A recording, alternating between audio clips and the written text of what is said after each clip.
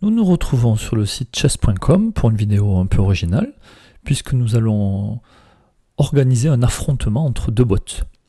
Donc nous avons remarqué que OG était classé à 1000 Elo, et puis que Emir était lui aussi classé 1000 Elo, premier robot dans la catégorie intermédiaire. Néanmoins, on a l'impression qu'il est assez facile de battre Emir, enfin relativement, alors que OG, on a plutôt l'impression qu'elle joue à 1300, 1400 Elo. Elle ressemble plus à un bot avancé qu'un bot de niveau intermédiaire. Donc je vous propose d'organiser cette rencontre et nous allons assister à la partie côté blanc. Alors ne regardez pas les coups en avance, j'ai déjà réalisé la partie, même si je n'ai pas regardé les coups, je les ai juste joués. Et puis je vais les découvrir en même temps que vous. Donc ici, Emir qui a les blancs, OG qui a les noirs. On y va, avec OG donc qui ouvre avec C4. Emir qui ouvre avec C4 et OG qui répond par E5. Emir qui prévoit de placer son fou en fianchetto. Donc on voit que pour le moment il n'a pas l'intention de mettre des pions au centre. En même temps, une fois que son fou sera sur la grande diagonale, il contrôlera quand même des cases centrales. Alors OG qui est de suite essaie de prendre de l'espace au centre. Donc ici elle joue des 5, son pion est défendu par la dame. Bon, alors c'est bizarre de vouloir échanger un pion du centre contre un pion de l'aile. Et d'ailleurs, le rôle de ce coup C4, c'est pour contrôler le centre, tout simplement. Puis en général, quand on est OK de faire cet échange ici pour les blancs. Mais Emir qui n'envisage pas cet échange, qui préfère développer son cavalier, le problème c'est que de suite, il se met sous la menace. On va voir comment réagit OG. Et OG d'ailleurs qui frappe le cavalier. Et donc là déjà, premier coup très surprenant, le cavalier qui est attaqué, et Emir qui ne s'en soucie guère et qui préfère aller jouer cavalier à 3. Bon, alors est-ce que OG va le voir? OG qui capture le cavalier. Donc on est au 4e coup, et Emir, du même classement qu'OG, a déjà perdu un cavalier. Alors je ne serais même pas surpris qu'ils ne reprennent pas le pion ici. Ah mais si. Alors OG qui a du matériel d'avance, qui envisage d'échanger du matériel. En plus on va endommager la structure de pion de l'adversaire. Donc a du matériel en moins, qui n'a aucune pièce de développée finalement. Donc structure de pion catastrophique, aucune pièce développée, une pièce en moins. Bon. Là pour les blancs c'est quand même mal engagé. OG qui commence à sortir des pièces, on voit qu'elle maintient cette tension. Hein. Emir aussi, et puis Emir qui vient renforcer son pion. Continue de développer des pièces côté OG. Mais on voit quand même que sa dame, elle n'est pas placée n'importe comment. Hein. Elle attaque la tour sur la diagonale noire ici. Donc, menace la pièce, met de la pression sur le pion F3, qui pour le moment, ce pion est défendu. Et par contre, attaque la tour. Donc Emir qui n'a pas l'air très inquiet de perdre la tour, qui préfère prendre le pion et puis qui gagne un temps sur le cavalier. Donc OG qui voit la menace, qui préfère replacer son cavalier plutôt que de prendre la tour. Alors Emir sort la tour, donc sort le fou. Donc la tour n'est plus en prise puisqu'elle est protégée par la dame. Et OG qui répond par cavalier, prendre des 5. Un coup je trouve intéressant, qui n'est pas facile à voir, hein. Même des joueurs à 1000 Elo, pas sûr qu'ils le voient facilement, parce que du coup on contre-attaque sur le fou, mais en même temps on arrive à défendre le pion C7 qui était sous la menace du fou. Et puis ce cavalier qui peut pas être chassé par des pions en plus. Donc un coup très intéressant, et sachant que le fou est attaqué, défendu qu'une seule fois, attaqué 2 fois. Emir qui replie son fou. Donc pour le coup, c'est peut-être un des meilleurs coups joués par Emir. Et OG qui joue un coup assez lent, j'ai envie de dire. On s'attendrait à ce qu'elle développe le cavalier, qu'elle roque. Mais non, elle préfère jouer à H6. Peut-être qu'elle a envie d'éviter que le fou vienne par ici. Mais bon, il n'y a pas de cavalier ici pour soutenir le fou. Hein, donc, un coup surprenant, on va dire. Émir qui avance le pion. Ce pion qui était sous pression. Donc là, au moins, il va être défendu par un autre pion. Et Oj qui replace la dame. On peut s'intéresser à la nature de ce coup. Qu'est-ce que ça change en fait? Une pression ici sur le pion. On n'enfonce de rien. Parce que l'adversaire a une idée derrière la tête. On voit pas bien. Émir qui décale sa tour. Qui n'a pas l'air intéressé par l'idée de développer le fou et de roquer. Donc là, à mon avis, le roi va rester au centre pour le reste de la partie. Et Oj qui redéplace sa dame encore. Donc met de la pression sur un pion mais qui est bien protégé.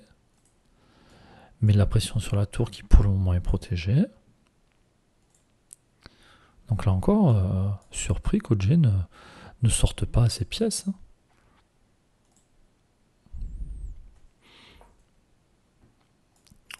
Et Émir qui décide à placer son fou sur la grande diagonale.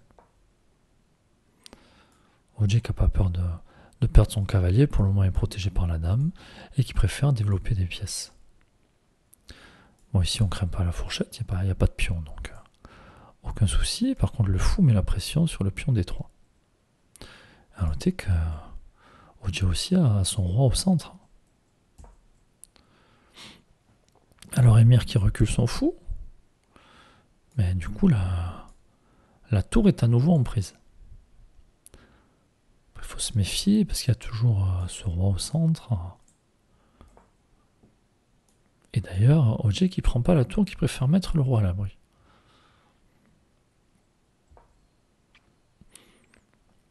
Alors, Émir qui va mettre la dame devant son roi, qui n'a pas peur de prendre... Alors pour le moment, effectivement, on n'a pas à avoir peur parce que si on joue tour E8, la tour n'est pas protégée, donc on pourrait tout simplement venir cueillir la tour. Et Oj qui se décide enfin à manger cette tour qui était pas protégée. Le fou de case noire qui est cloué. Donc on attaque le fou, on attaque le pion est protégé par la dame. Bon, Émir qui est dans une position de plus en plus compliquée. Émir qui trouve un moyen de défense pour protéger le pion, protéger le fou, mais qui propose l'échange des dames. Alors que déjà il a un retard conséquent de matériel. Oj qui ne prend pas la dame, qui préfère mettre un échec. Et ensuite, le roi qui se décale. Bon, ce roi ne pouvait plus roquer puisque la tour avait déjà bougé et l'autre tour n'est plus là. Et donc Oj qui se décide à manger la dame. Et oh miracle, Émir qui reprend la dame. Bon, par contre, ce fou, il est placé sur une diagonale intéressante. Ouais, parce qu'on peut se dire, tiens, si on va prendre le pion, on attaque la tour. Ok. Bon, on a quand même beaucoup de matériel en moins, et il ne reste plus que 2 fous et une tour à Émir. Et Oj qui vient prendre un pion avec son cavalier, alors que le pion était protégé. Donc là, un coup très surprenant. Pourquoi venir chercher ce pion? Pourquoi il développe toujours pas ses pièces? En plus, en jouant cavalier F6, les deux cavaliers se protégeraient l'un l'autre. Ce qui fait que si jamais l'adversaire voudrait échanger, on n'aurait pas besoin de reprendre du pion, on peut reprendre. Alors, le problème, c'est que dans l'ordre, l'adversaire peut venir prendre le cavalier et ensuite récupérer le pion. Mais bon, on perd qu'un pion, on pourrait replacer la tour. Oh, pas ici, sinon on la perdrait. Mais bon, en tout cas, un coup très surprenant ici. Et Émir, donc, il récupère le cavalier. Donc, il fait une partie de son retard. Oj qui commence à emmener une tour, donc on s'attend dans la foulée à ce que ce cavalier qui sorte pour mettre la deuxième tour. Et Émir qui déplace son roi, qui vient protéger son pion, puisque le pion était attaqué par le fou. Enfin, OJ qui développe sa dernière pièce, ou l'avant-dernière si on considère qu'il faut aussi développer la tour. Et là encore, un coup très surprenant, mais cette fois-ci de la part d'Émir. Fou prend B7, échec.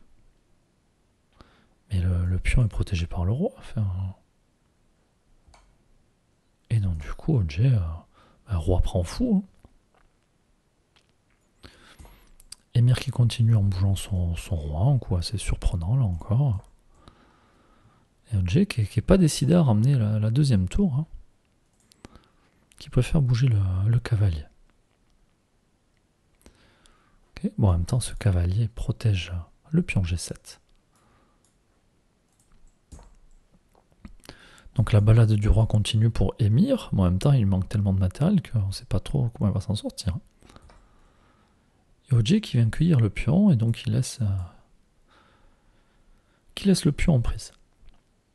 En même temps, je me dis qu'il y a de la pression aussi qui est mise sur le pion D3. Alors que va faire Émir ici? Tour D1. Viens protéger ce pion D3. Ok, c'est peut-être un des rares bons coups qu'a joué Émir. Allez, tour E2, échec. Donc peut-être qu'on essaie de dévier le roi pour venir récupérer le pion ensuite. Et d'ailleurs, Émir qui reste pas à la défense du pion aussi. Donc là, si on veut, on peut récupérer le pion. Et OJ qui récupère pas le pion, qui met échec au roi. Alors en même temps, ça veut dire que derrière, on pourra récupérer le pion A2. Alors là, est-ce qu'elle a mis le roi en échec pour récupérer le pion A2? Pas pour le moment en tout cas. Et on va plutôt récupérer le pion F2. Alors qu'est-ce que ça change que le roi soit en B3 ou C3? Pourquoi avoir mis ce échec pour récupérer le pion d'abord? Puis du coup, on a fait baisser la pression qu'il y avait sur ce pion D3. Bon. Pas évident de comprendre ce coup-là. Émir qui commence à pousser ses pions à l'aile. Et donc OJ qui capture enfin le pion A2. Émir qui pousse le pion à l'autre aile. Émir, je pense qu'il ne doit pas trop savoir quoi faire. OJ qui vient mettre le roi en échec. Le roi qui attaque le cavalier, mais pour le moment, ce cavalier est défendu. Et puis moi, je vois ce fou qui est en prise. Bon, avec cette tour qui sert à rien, elle est venue défendre le pion D3, il est même plus attaqué ce pion, mais on a toujours la tour qui n'a pas bougé. Et donc OJ qui vient récupérer le fou. Et donc là, on a un roi au centre de l'échiquier, l'adversaire qui a 2 pièces mineures, 2 tours. Bon, ça sent pas bon pour Émir. Allez, tour B4, échec. Ce cavalier est toujours protégé. Et en même temps, le cavalier protège la tour. Et donc là, on commence à avoir une espèce d'harmonie entre les pièces. Peut-être même un réseau de maths qui se construit. Avec un cavalier qui contrôle des cases. La tour qui contrôle d'autres cases. Le fou qui contrôle d'autres cases. Ce roi, il n'a plus beaucoup de cases. Et donc forcément, il est obligé de jouer C5. Roi C5. Et on ne veut toujours pas faire jouer la tour. Ou alors peut-être l'idée c'est d'ouvrir le jeu pour faire venir la tour comme ceci. Donc prise. Et puis là on ne reprend pas le pion. En même temps ce pion, s'il prend on pourra toujours reprendre la tour.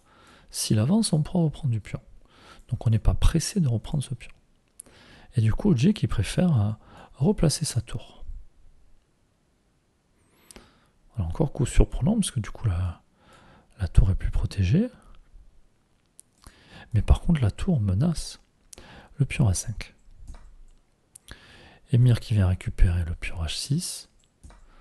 Et OJ qui reprend le pion et donc qui commence à activer sa deuxième tour.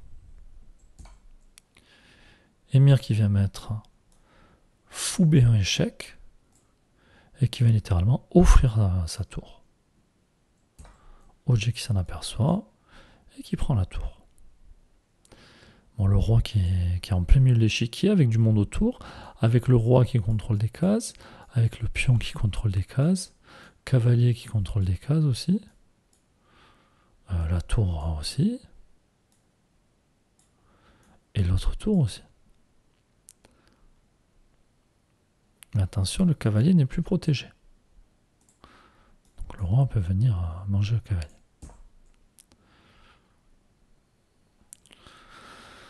Là aussi, un coup surprenant. De toute façon, la partie est mal engagée. Hein. Donc D4, joué par l'adversaire, qui ne veut pas prendre le cavalier.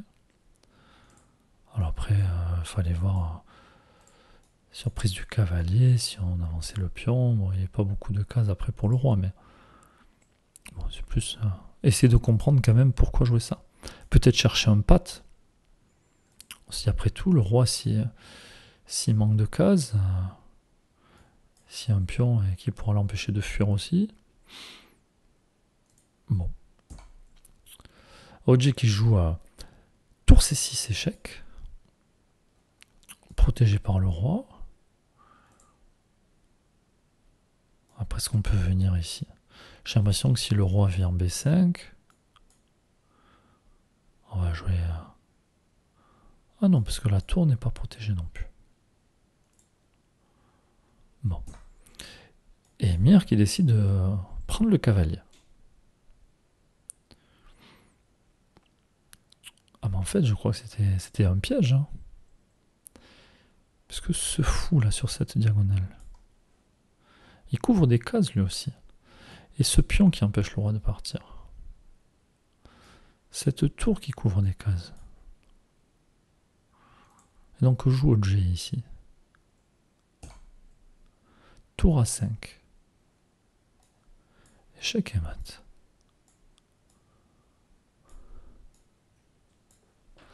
Avec un joli mat au milieu de l'échiquier.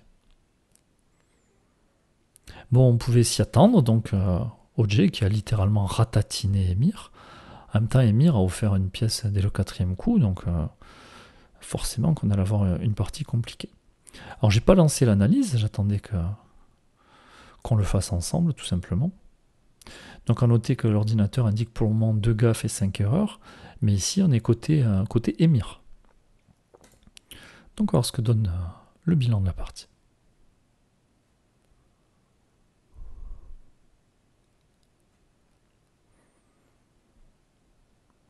Alors, on va essayer de redécaler tout ça.